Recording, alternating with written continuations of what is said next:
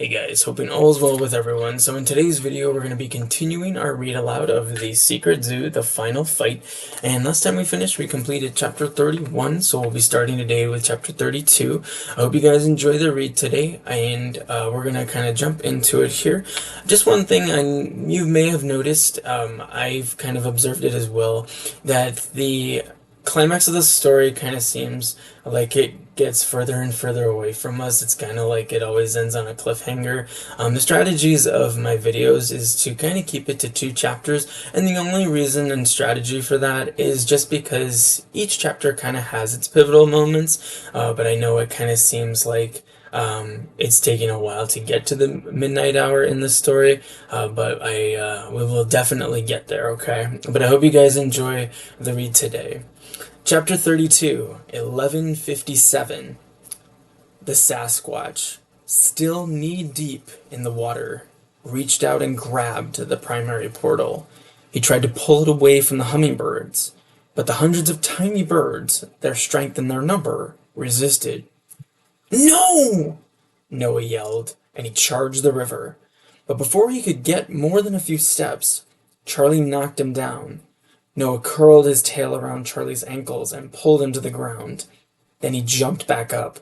The Sasquatch suddenly buckled over as something struck its stomach. A large blackbird with thin wings. Wings, Noah knew, that were actually flippers. Podgy. The Sasquatch lost its hold on the primary portal and splashed down in the shallow edge of the river. Podgy skipped across the water and then slid along the muddy shore.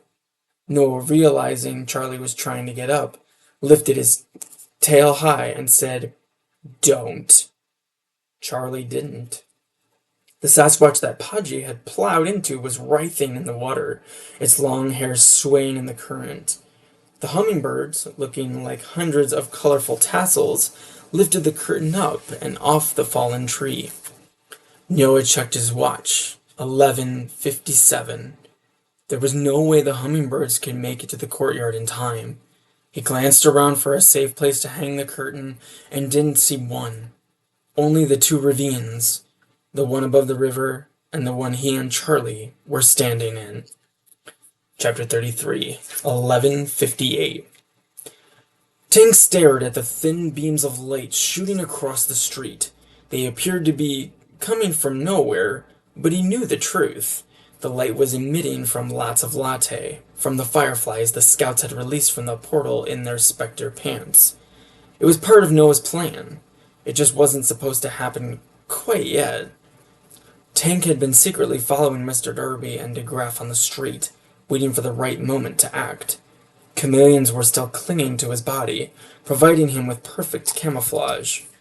Now he was less than 20 feet behind DeGraff, who was standing still, all his attention on the light instead of Mr. Darby. DeGraff was about to escape into the shadows again. Tank was sure of it. Needing to improvise, Tank touched the transmit button on his headset and softly said, "Open the door! Now!" A pause. And then Megan said, "But Mr. Darby's not." "Now!" Tank said, his voice firm, but quiet so DeGraff wouldn't hear. The front door of the coffee shop suddenly flew open, and a rectangle of blinding light appeared on the shadowy street. As the world turned bright white, Tank charged, his arms out to his sides. He headed for the place he hoped DeGraff was still standing, and a second later his chest struck the small of DeGraff's back. He wrapped his arms around DeGraff's torso and hoisted him onto his shoulder. Then he closed his eyes and ran. He ran like he never had in his life, thrusting and trusting that the position of the coffee shop entrance was still straight ahead. "Rah!" he screamed, all his emotion bleeding out in a single meaningless sound. He had captured DeGraff, at least for a moment. His free shoulder struck something solid, the frame of the doorway. He felt a board break away, and then he spun and tumbled across the threshold of the coffee shop. DeGraff slipped off his shoulder and cried out in pain, not because of his impact with the door or with the floor. Tank knew. but because of the bright, continuous light. Tank tried to open his eyes, but the room was too blinding. He felt his body being peppered by small objects. Fireflies. He realized a countless number. He felt around the floor with one foot, located DeGraff, and dropped down onto him, driving his knees into his back. "I'm releasing the mirage," Jordan said. "Please do," a voice said. Mr. Darby. Though Tank couldn't see him, he knew the old man was now standing at the front entrance. Tank heard footsteps, slow and deliberate. Then he sensed Mr. Darby standing beside him. "DeGraff, old friend," Mr. Darby said. "Can you hear me?" DeGraff continued to cry out in pain. Mr. Darby said, "Tank, can you please repeat the question?" Tank, knowing what this meant, drove his knees down harder on DeGraff's back. "Ah!" DeGraff howled. Yes, I can hear you." His voice was barely more than a gurgle in his throat. "I want you to call off the attack," Mr. Darby said. DeGraff managed to laugh. "I don't think so. Once you're gone, your spell on the animals will end." "How can you know?" "Because Noah has been paying attention."